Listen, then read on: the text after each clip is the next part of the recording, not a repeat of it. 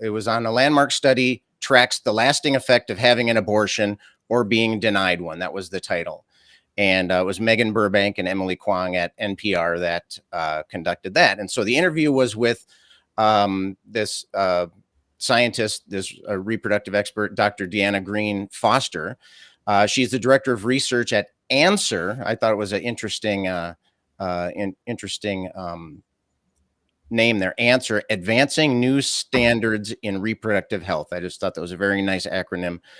Answer sponsored a multi-year longitudinal study, meaning that they followed their subjects along, the course over several years. So what we're looking at is data as it changes over time.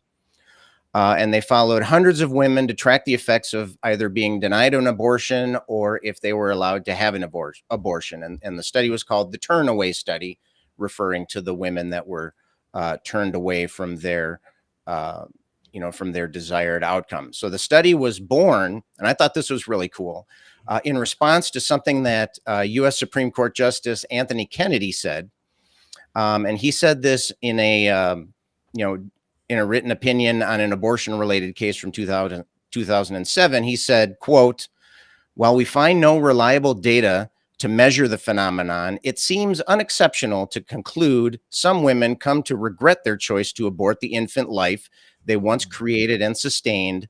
Severe depression and loss of esteem can follow." So he starts out saying, I'm just pulling this out of my ass. And then he proceeds to pull it out of his ass. Okay. So he's saying, well, it's, we were talking about before about how it's an emotional response and it's not based on science. And here, Justice Kennedy is literally saying exactly that. This is not based on science. This is just something that I think. And so what Dr. Foster's team did is they recruited just under 1,000 women from 30 different abortion facilities across the country.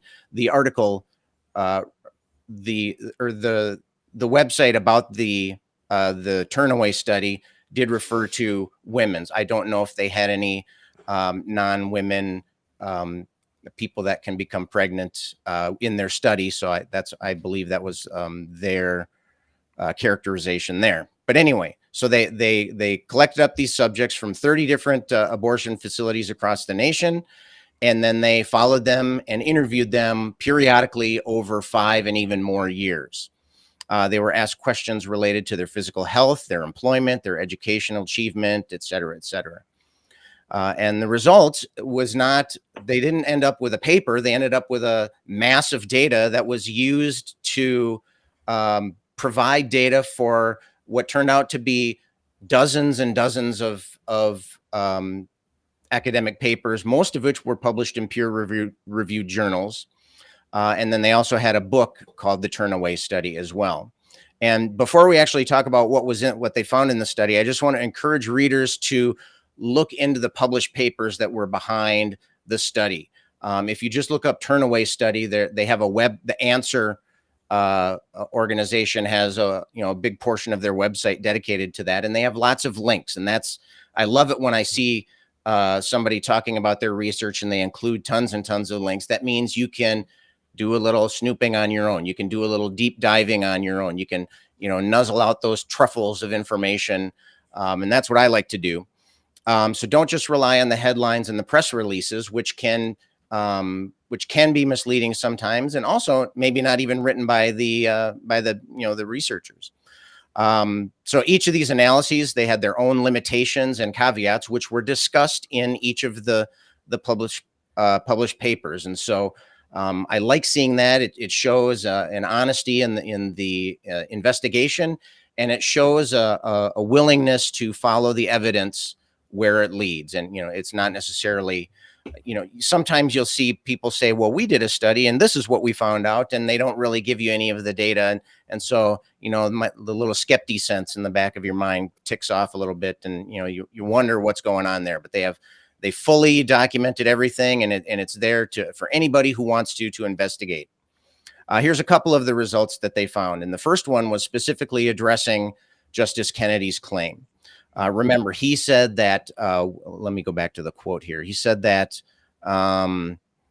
severe depression and loss of esteem can follow. And that turned out to, surprise, surprise, not be the case. This is a quote from the paper published in the Journal of the American Medical Association Psychiatry. It says, our study demonstrates that during a 5-year period, women receiving wanted abortions had similar or better mental health outcomes than those who were denied a wanted abortion. So they're comparing subjects who wanted an abortion who got one to the subjects who wanted an abortion and didn't get one. The convergence of most outcomes between the groups by 6 months to 1 year suggests that future divergence is unlikely. So at the beginning, in the first few months, the subjects who were allowed to get an abortion had better results, better mental health results than those who were refused to get. So that's the exact opposite of what Justice Kennedy was talking about.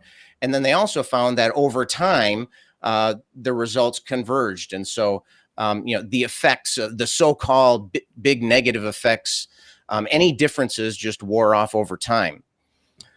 This study also discusses the limitation they experienced of the subject attrition over the 5-year span. And talking about abortion, dealing with, I mean, I can only imagine, obviously, this is not something that I will ever personally face. But I can imagine that having to deal with something like that can be very traumatic, can be very troubling, not necessarily having the abortion, but having to make decisions, having to go through the process, maybe even having to fight the legal system, having to deal with friends and family members and politicians that want to tell you what to do. I mean, it can shake you up. And so when you're dealing with a subject like that, it can be difficult to continue to stay with it. And so they did have some attrition over time, and they were able to compensate that by using some statistical techniques where they compare like the variance between subjects and amongst the different subjects. What else? They ask that the readers take the limitations into consideration. And again, that's really that's a positive sign of a good, solid research. Yeah, let's hop over and no, you're great, man. That was absolutely wonderful. There was a lot, and this is why I focus so heavily on this to everybody out there watching it when it's premiering or on the replay. Please go look through these articles. Go look through these links. They're very easy to find. They're everywhere, y'all. They're in the description below. Facebook fan run page, nonprofits. It's very easy. This is some really good data. Richard, was there any point? Was there any specific piece of information in this whole study that you jumped out at? You know what? This whole study, I think, is brilliant. I think the fact that somebody's taken it upon themselves to do it made it so open. Anybody who's used to reading papers like this will know that citing your sources and getting this thing open and peer reviewed and all that is very, very important in doing any kind of study. And this one is so open about it, and it seems to be overwhelmingly showing us one thing in particular, and that is that women and pregnant people they're just massively ignored by the people making these laws. And if you consider what these laws are entailing, that is absolutely bizarre. They just seem to be completely ignoring people who are pregnant, can get pregnant. And, it's Scott mentioned it earlier. It's a big dick slapping contest. There's lots of men sat around the table fucking seeing how big the penises are. And, that's not the people who are affected by these laws. They shouldn't have the fucking right to make these decisions on other people's behalfs. At least without expert and professional input into it. And that's not what we're seeing when these laws are made. We're seeing lots of people, as we mentioned before, who are emotionally invested in old dusty books. And that's not a basis for lawmaking, people. Come on, get your act together. Involve the people. Look at studies like this one. Dr. Foster, and I think she worked alongside social psychologist Antonia Biggs. And, other medical professionals and health experts, they're the ones who know what they're talking about. They're the ones who've invested the time, the study, all the effort into actually getting, wait for it, because this is very important, facts. And I know that's a dirty word to some people. I don't Dirty think you can word. say that on YouTube. I don't think that's okay. We'll have somebody bleep it. We'll have somebody bleep it. Don't worry. We can pretend he said FAX. FAX. Four-letter word. Before we go over to Cynthia and get your thoughts on it, I thought one of the things that was really wonderful was how this study seemingly hits at a lot of the big major talking points from people that are trying to ban abortions. And it kind of does it as like, again, like Scott said, she just heard Anthony Kennedy make this absurdly stupid argument on a Supreme Court case. Just, it kind of feels right in my tummy, so I'm pretty sure that's how we should pass the law. And she goes out there and does this phenomenal study. And, you know, one of the things that she ends up finding is, and her whole team of researchers, 90 fucking 5%. 95% of the individuals followed who got an abortion when they wanted one said it was the right decision. That argument of, well, 10 years down the road, you might be, oh, your soul's going to be empty. It's fucking dead. It is done. That is over. 95% of the people who received abortions when they wanted one, unequivocally, that was the right thing for me at that time. What about you, Cynthia? What jumped out at you? A lot. And you know, so I just please don't say a white man's penis. Oh my god. No, if I see one, I'll run away, to be honest with you. There's a lot getting bleeped. Well, sorry, that's the next segment. That's the next segment. But no, I kind of wanted to go back to this whole Justice Kennedy, Anthony Kennedy's when he wrote his opinion concerning the abortion case from, I believe it was Gonzalez versus Carhart, that actually upheld the ban on a specific procedure using that's used rarely in later abortions. Matter of fact, I want to, because like some people would point out the whole concern even about like late term abortions, and how that could be just as prevalent if we continue to allow abortion to happen. And to be honest with you, like 9 times out of 10 abortions are not late term abortions. They are normally done when the fetus is actually in the embryo stage, so which is not a life, it is a multicellular organism. It's actually compared more to a parasite than it would be an actual human being. And if we go back to Richard's whole eloquent saying about read your fucking Bibles, we would also know that the Bible defines life after it leaves the womb. After the baby leaves the womb and is fully formed and able to breathe on its own, and takes a breath, it takes a breath, yes. And we get this example right from Genesis to the first chapter, and I'm sorry, to Genesis the second chapter. We get that example right when Adam is conceives basically Eve through God. So God fucked Adam and then made Eve. Think about that for a second there. Yeah. And especially since a lot of you all have an issue when wanting to call God he. Just saying. LGBT. Sounds like a good video to me. It is what it is. Yeah, we want to talk Scott, about that. What? Yeah. What? Go ahead. I'm so sorry, but I kind of wanted to go back to, I know I got off on a tangent. That's kind of what I do. But one of the things that I really wanted to put an emphasis on what he said is speculate. He speculated that women or people with uteruses who actually have abortions would have a higher rate of depression, a higher rate of anxiety, a higher rate of loss of self-esteem. And then, as you all eloquently put out, this Turnaway study shows that is not the case.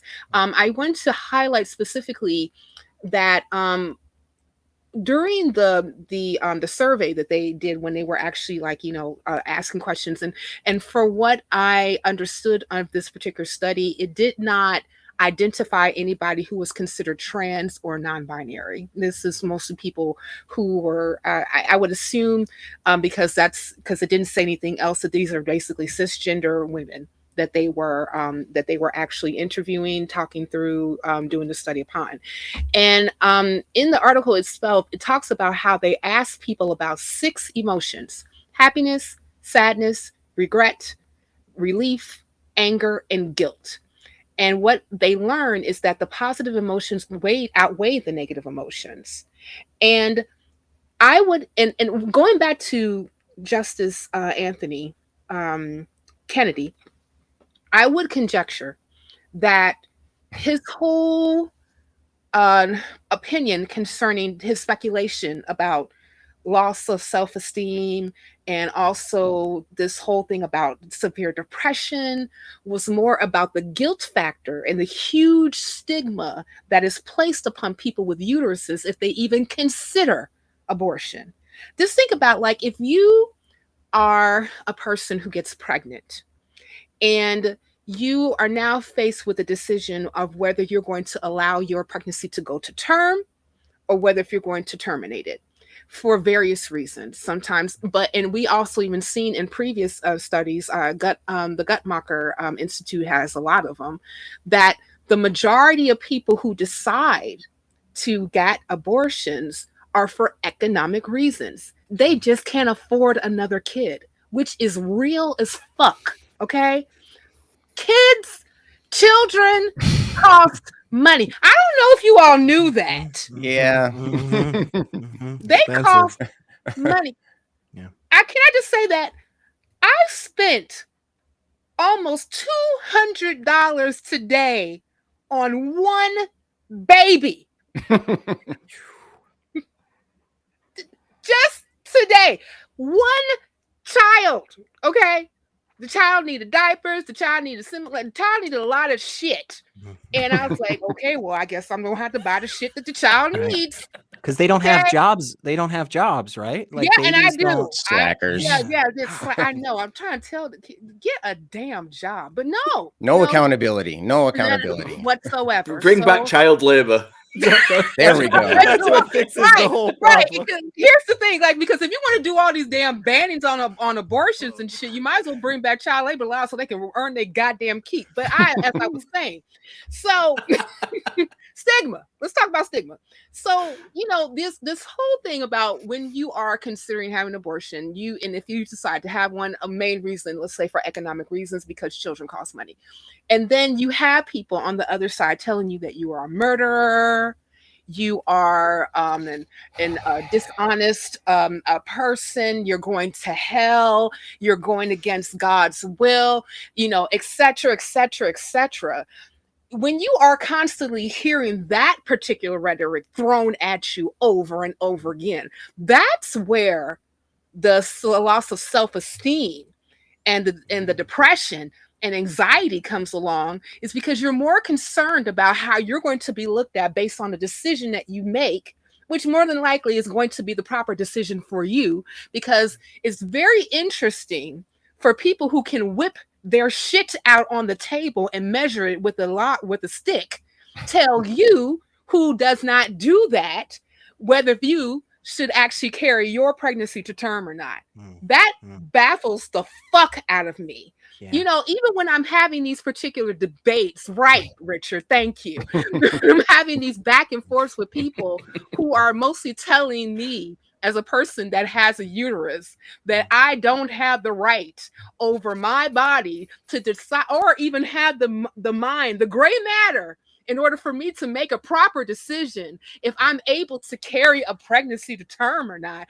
This is my face. Y'all ready? 1, 2, 3. and use that Cynthia, as an emotion, as one of the reaction pieces in the thumbnail, if you want to say so. Do you think for those out there that are very much fond of that whole, say, whipping it out on the table in front of each other to measure, do you think in your opinion they would be as willing to allow those in the world that cannot whip and measure to tell them when they can do that action. Do you think those people would be as comfortable with others making decisions about their body parts and so forth? You know, I'm going to give you the most intelligent, professional statement right now. I hope you guys are ready. We're ready. Hell If you can't tell. motherfucking no. Hell motherfucking no. Hell, you know, because the same people I would ask. Let me ask you something. You know, let's just say that let's just take the United States, because most of us are here. Sorry, Richard. Not sorry. I know Richard's like, I'm so not sorry. I'm so not sorry that I'm not in the United States. But anyway, let's just say the United States decides that, you know, along with the abortion ban, people with penises and testicles are forced to get vasectomies at a certain age. You know, let's put it that way. Wonder how quick we'd be protesting. Yeah. How you gonna tell me what to do with my body? My body, my choice, motherfucker. Looking ass. Yeah, so, I mean, there's another example of that as well. Where if you know, these lawmakers, I wonder if somebody needed a kidney transplant, if they were taken away and said, right, you have to give your kidney. Yeah. You've got no choice in the matter. You have to give your kidney. Yeah. I bet they'd be changing their fucking minds faster than, you know. They're not going to go for that. Just think about it, like, it just seems to be. Well, just to think about it, like, you know, there's a selective service enrollment that every, I guess, like male child in the United States have to sign up for, you know. So like, if for example, if the United States goes on another war, which is likely, then they can go ahead and select every male person from 18 years and above in order for them to be in selective service and serve their country in some particular capacity. This happened during the Vietnam War. This happened during World War II, et cetera, et cetera. So, you know, but like, that is not really, selective service is not something that is aptly enforced right now, especially since you have more and more people who are willing to go to armed forces because of benefits that they will receive. Matter of fact, I just found out that the armed forces in the United States alone are overly represented by African Americans. I did not know that, over 28%. And the reason being is because if they want to continue education, or get other particular, or, you know, get benefits or businesses for capital or things of that nature, they can use their GI Bill to do it, especially if they're not adjacent to wealth, which even goes back to this ban. Remember, I just said that majority of people who actually choose abortions are done for economic reasons. They cannot afford. And another thing about it is, you even look at a lot of these particular states. I know it's kind of, we're going back to segment one, but it ties in all together. A lot of these states that have these overarching bans don't have expanded Medicaid. They have very weak social service resources. And they still have a very huge gap of groups that when it comes to who has wealth and who doesn't. And there is no type of conversation around, okay, we're banning abortion, so what can we do to help people economically, socially, and things of that nature in order for them to be able to carry a baby to term and afford it. Matter of fact, we still have an issue with healthcare in this particular country today when it comes to infant mortality rates and maternal mortality rates. We are at the bottom of the world, even though that we are a developed country. Yeah. And well, that would involve consistency, right? If you're the pro-life, you know, the life continues after the birth occurs. And so there's lots more life coming up here. And so, yeah, so it's a consistency matter. Cynthia, you were saying about Justice Kennedy speculating. I wonder if it's because that people that get pregnant in his vicinity catch shit from him, right? Or maybe it's that he's around all those people or people like him. are around those people, putting that pressure on. If you notice that certain people are always feeling down about things, then maybe you're the cause of it. Maybe you're one of the people that are causing them to feel that way. But there was one thing, you reminded me of this. There was it was a chilling warning that Dr. Foster gave us at the end of the article there. And she said, what the Turnaway study doesn't answer about the current time is that many people will manage to circumvent their state laws, and they won't carry that pregnancy to term, and they'll travel to nearby or faraway states, or they'll order medication abortion pills online, and they'll manage to get an abortion. And this really hit me. And some people will try dangerous things and potentially harm themselves. And so we really don't know the full effects of this decision. And so, that you talked about infant mortality rates, and you talked about, mortality rates of the mother. Getting an abortion is traumatic. I mean, it physically affects you. And so if you want to be able to set it up the way you so that you can do it right. Okay. You mentioned about finances. You just bought diapers. My son just graduated from college. The expense doesn't stop at diapers, just to prepare you ahead of time here. Damn it. But if you restrict people from family planning as they see fit, then you put them in situations where they have to, where just happenstance is directing their lives. If somebody wants to get an abortion because they're not financially prepared, well, maybe the next year they would have been prepared, and then they could have, started their family then, or continued their family. Actually, I think it was 60% of the women in this were already mothers. These were not first-time mothers. Right, Yeah. Right. But before we wrap up on this one, I wanted to just throw out a few more of the results that they found. So in addition to what we've already talked about, they found that people that are denied abortions are more likely to experience serious complications from the end of pregnancy, including eclampsia and death. So higher death rate there. They're more likely to stay tethered to their partner even if they want to separate from an abusive partner. So they found that they were more likely to stay in an abusive relationship. And again, that goes to the "Are you ready to be a parent?" thing here. They're more likely to suffer anxiety and loss of self-esteem in the short term after being denied the abortion. They're less likely to have aspirational life plans for the coming year, which makes sense because you have a child there. But again, if they're not ready for it, then it kind of can upend major plans for your life. They're more likely to experience poor physical health for years after the pregnancy, including chronic pain and gestational hypertension. And finally, the study found that being denied abortion has serious implications for the children born of unwanted pregnancy, as well as for the existing children in the family. So there were these negative outcomes when the family, chemistry was changed against the will of those members. And I think I just want to yield the rest of my time to Cynthia. I just want to listen to her talk about it some more. No, I just have one more thing to say, and before we wrap up and then move on, I just wanted to say that anytime that you create a ban for anything, and I said this in my notes, you immediately create a black market for it. And we can look at history to show this happens. You look at the war on drugs. Look and what happened, like especially when we're talking about these bans and the criminality element that's attached to it. Look at prohibition and what happened with that.